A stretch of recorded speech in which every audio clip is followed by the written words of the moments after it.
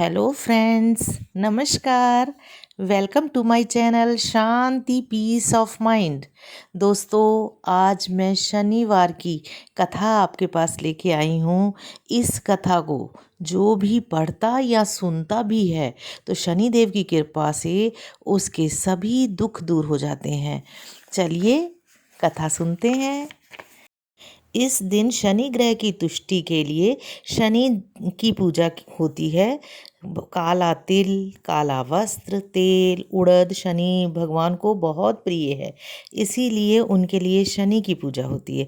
शनि की दशा को दूर करने के लिए व्रत किया जाता है। इसका शनि स्तोत्र का पाठ भी विशेष लाभदायक सिद्ध होता है। कथा।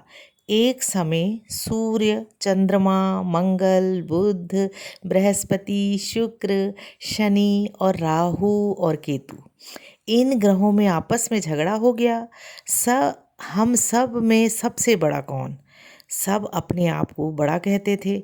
जब आपस में कोई निश्चय ना हो सका तो वे सबके सब आपस में झगड़ते हुए इंद्र भगवान के पास पहुँचे।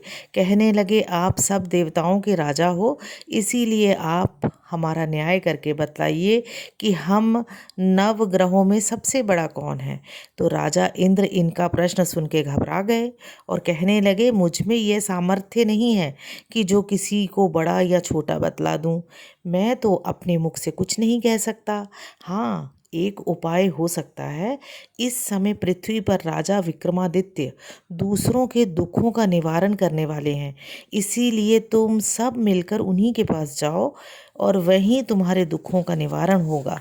ऐसे वचन सुनकर सभी ग्रह देवता चलकर भूलोक में राजा विक्रमादित्य जी की सभा में जाकर उपस्थित हुए।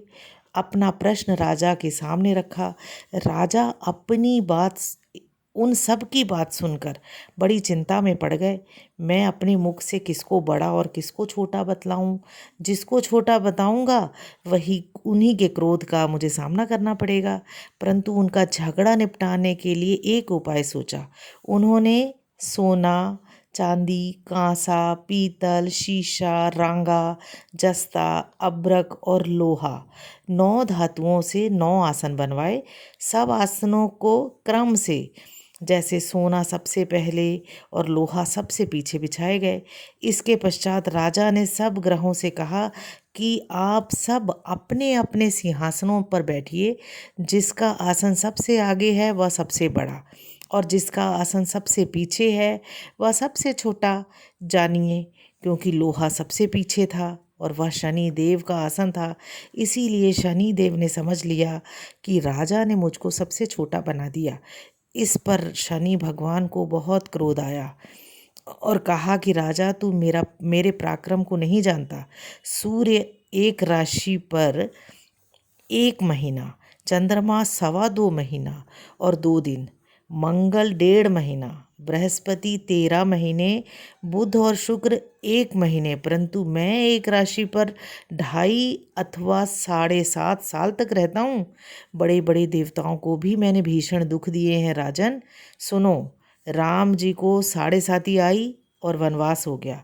रावण पर आई तो राम और लक्ष्मण ने सेना लेकर लंका पर चढ़ाई कर दी, रावण के कुल का नाश कर दिया। हे राजा, अब तुम सावधान रहना। राजा कहने लगा, जो कुछ भाग्य में होगा देखा जाएगा। उसके बाद अन्य ग्रह तो प्रसन्नता के साथ चले गए, परंतु शनि देव बड़े क्रोध के साथ वहां से सिधारे। कुछ काल व्यतीत हो जाने पर जब राजा को 7.5 की दशा आई तो शनि देव घोड़े के सौदागर बनकर अनेक सुंदर घोड़ों के सहित राजा की राजधानी में आए। राजा ने सौदागर के आने की खबर सुनी तो अश्वपाल को अच्छे अच्छे घोड़े खरीदने की आज्ञा दी। अश्वपाल ऐसे अच्छी नस्ल के घोड़े देखकर और उनका मूल्य सुनकर चकित हो गया और तुरंत ही राजा को खबर दी। राजा उन घोड़ों को देखकर एक अच्छा सा घोड़ा चुनकर सवारी के लिए चढ़ा। राजा के घोड़े की पीठ पर चढ़ते ही घोड़ा जोर से भागा। घोड़ा बहुत दूर एक बड़े जंगल में जाकर राजा को छोड़कर अंतर ध्यान हो गया। इसके बाद राजा अकेला जंगल में भटकता फिरता रहा। कुछ देर के पश्चात राजा ने भूख और प्यास से दुखी होकर भटकते भटकते एक ग्वाले को देखा। ग्वाले ने राजा की प्यास बुझाई और राजा को व्याकुल देखकर पानी पिलाया। राजा की उंगली में एक अंगूठी थी। राजा ने उसे निकालकर प्रसन्नता के साथ ग्वाले को दे दी और शहर की ओर चल दिया। राजा शहर में पहुंचकर एक सेठ की दुकान पर जाकर बैठ गया। अपने आप को उज्जैन का रहने वाला तथा अपना नाम वीका बताया। सेठ ने उसको कुलीन मनुष्य समझकर जल आदि पिलाया। भाग्यवश उस दिन सेठ की दुकान पर बिक्री बहुत अधिक हुई। तब सेठ उसको भाग्यवान पुरुष समझकर भोजन कराने के लिए अपने साथ लेके गया। भोजन करते समय राजा ने आश्चर्य की बात देखी कि खूंटी पर हार लटक रहा है और वह खूंटी उस हार को निगल रही है। भोजन के पश्चात कमरे में आने पर जब सेठ को कमरे में हार ना मिला तो सब ने यही निश्चय किया कि सिवाय वीका के और कोई इस कमरे में नहीं आया है, अतः अवश्य ही उसी ने हार चोरी किया होगा। परंतु वीका ने हार लेने से मना कर दिया। इस पर 5-7 आदमी इकट्ठे होकर उसको फौजदार के पास ले गए। राजा को फौजदार ने उसको राजा के सामने उपस्थित कर दिया और कहा कि ये आदमी भला प्रतीत होता है, चोर मालूम नहीं होता, परंतु सेठ का कहना है कि इसके सिवाय और कोई घर में आया ही नहीं, अवश्य ही इसी ने चोरी की है। तब राजा ने आज्ञा दी कि इसके हाथ और पैर काटकर चौरंगिया किया जाए। राजा की आज्ञा का तुरंत पालन किया गया और वीका के हाथ और पैर काट दिए गए। इस प्रकार कुछ काल व्यतीत होने पर एक तेली उसको अपने घर ले गया और कोहलू पर उसको बैठा दिया। वीका उस पर बैठा हुआ जुबान से बैल हाँकता रहा। शनि की दशा समाप्त हो गई और एक रात को वर्षा ऋतु के समय वह मल्हार राग गाने लगा। उसका गाना सुनकर उस शहर के राजा की कन्या उस राग पर मोहित हो गई और दासी को खबर लेने को भेजा कि शहर में कौन गा रहा है। दासी सारे शहर में फिरती फिरती क्या देखती है कि तेली के घर में चौरंगिया राग गा रहा है। दासी ने महल में आकर राजकुमारी को सब वृत्तांत सुना दिया। बस उसी क्षण राजकुमारी ने अपने मन में यह प्रण कर लिया कि चाहे कुछ भी हो, मैं इस चौरंगिया के साथ विवाह करूंगी। प्रातःकाल होते ही जब दासी ने राजकुमारी को जगाना चाहा तो राजकुमारी अनशन व्रत लेके पड़ी रही। तब दासी ने रानी को पास जाकर राजकुमारी के ना उठने का वृत्तांत कहा। रानी ने तुरंत ही वहां जाकर राजकुमारी को जगाया और उसके दुख का कारण पूछा। तो राजकुमारी ने कहा कि माता जी, मैंने यह प्रण कर लिया है कि तेली के घर जो चौरंगिया है उसी के साथ विवाह करूंगी। माता ने कहा, पगली, यह क्या बात कर रही है? तेरा विवाह किसी देश के राजा के साथ किया जाएगा। कन्या कहने लगी कि माता जी, मैं यह प्रण कभी नहीं तोड़ूंगी। माता ने चिंतित होकर यह बात राजा को बताई। जब महाराज ने भी आकर यह समझाया कि मैं अभी देश देशांतर से अपने दूत भेजकर सुयोग्य, रूपवान एवं बड़े से बड़े गुणी राजकुमार के साथ तुम्हारा विवाह करूंगा, ऐसी बात तुमको कभी नहीं विचारनी चाहिए। कन्या ने कहा, पिताजी, मैं अपने प्राण त्याग दूंगी परंतु दूसरे से विवाह नहीं करूंगी।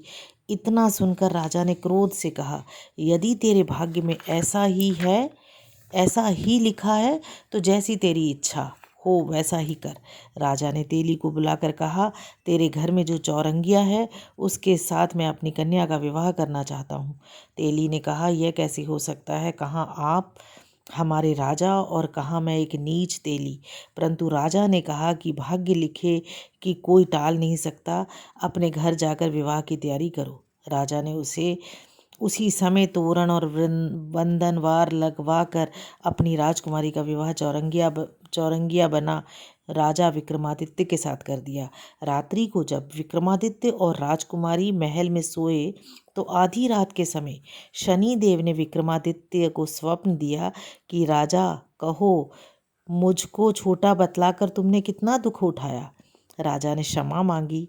शनि देव ने प्रसन्न होकर विक्रमादित्य को हाथ और पैर दिए तब राजा ने कहा, महाराज मेरी प्रार्थना स्वीकार करें कि जैसा दुख आपने मुझे सौंप दिया है ऐसा और किसी को ना दें। शनिदेव ने कहा कि तुम्हारी यह प्रार्थना मैं स्वीकार है। जो मनुष्य मेरी कथा सुनेगा या कहेगा उसको मेरी दशा में कभी किसी प्रकार का दुख नहीं होगा। जो नित्य ही मेरा ध्यान करेगा या चींटियों को आटा डालेगा उसके सब मनोरथ पूर्ण होंगे। इतना कहकर शनिदेव अपने धाम को चले गए। राजकुमारी की आंख खुली। उसने राजा के हाथ पांव सही सलामत देखे तो आश्चर्य को प्राप्त हुई। उसको देखकर राजा ने अपना समस्त हाल कहा। मैं उज्जैन का राजा विक्रमादित्य हूँ। यह बात सुनकर राजकुमारी अत्यंत प्रसन्न हुई। प्रातःकाल राजकुमारी ने अपने सखियों ने पूछा तो अपने पति का समस्त वृत्तांत कह सुनाया। तब सब ने प्रसन्नता प्रकट की और कहा कि ईश्वर ने आपकी मनोकामना पूर्ण कर दी।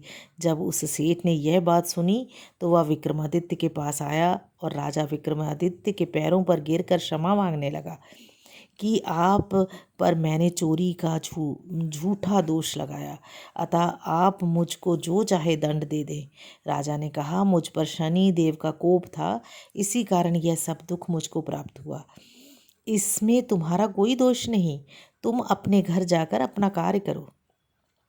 सेठ बोला कि मुझे तभी शांति होगी जब आप मेरे घर चलकर प्रीतिपूर्वक भोजन करोगे। राजा ने कहा कि जैसी आपकी मर्जी हो वैसा ही करें। सेठ ने अपने घर जाकर अनेकों प्रकार के सुंदर भोजन बनवाए और राजा विक्रमादित्य को प्रीति भोज दिया।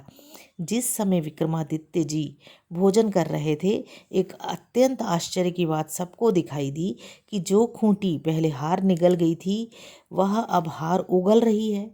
जब भोजन समाप्त हो गया तो सेठ जी ने हाथ जोड़कर बहुत सी मोहरें राजा को भेंट की और कहा कि मेरे श्री कंवर नामक एक कन्या है, उसका पाणी ग्रहण आप करें। इसके बाद सेठ ने अपनी कन्या का विवाह राजा के साथ कर दिया और बहुत सा दान दहेज दिया। इस प्रकार कुछ दिनों तक वहाँ निवास करने के पश्चात राजा विक्रमादित्य ने शहर के राजा से कहा कि अब मेरी उज्जैन जाने की इच्छा है। फिर कुछ दिन के बाद विदा लेकर राजकुमारी मन भावनी और सेठ की कन्या श्री कंवरी तथा दोनों जगह के दहेज से प्राप्त अनेक दास दासी, रथ और पालकियां सहित विक्रमादित्य उज्जैन की तरफ चले। जब शहर के निकट पहुँचे तो पुरवासियों ने राजा के आने का संवाद सुना तो समस्त उज्जैन के प्रजा अगवानी के लिए आई। तब बड़ी प्रसन्नता से राजा अपने महल में पधारे। सारे शहर में बड़ा भारी महोत्सव मनाया गया। रात्रि को दीपमाला की गई। दूसरे दिन राजा ने शहर में यह सूचना कराई कि शनि देवता सब ग्रहों में सर्वोपरि हैं। मैंने इनको छोटा बतलाया, इसी से मुझको यह दुख प्राप्त हुआ। इस कारण सारे शहर में सदा शनि देव की पूजा और कथा होने लगी। राजा और प्रजा दो अनेक प्रकार से सुख भोगती रही। जो कोई शनि देव की इस कथा को पढ़ता या सुनता है, शनि देव की कृपा से उसके सब दुख दूर हो जाते हैं। शनिवार की कथा को व्रत के दिन अवश्य पढ़ना चाहिए। ओम शांति, ओम शांति, ओम शांति। हाँ दोस्तों, अगर अभी तक आपने मेरे चैनल को सब्सक्राइब नहीं किया है तो सब्सक्राइब कीजिए, इसे लाइक कीजिए, अपने दोस्तों में भी शेयर कीजिए ताकि उनको भी अच्छी अच्छी जानकारी प्राप्त हो सके। Thank you.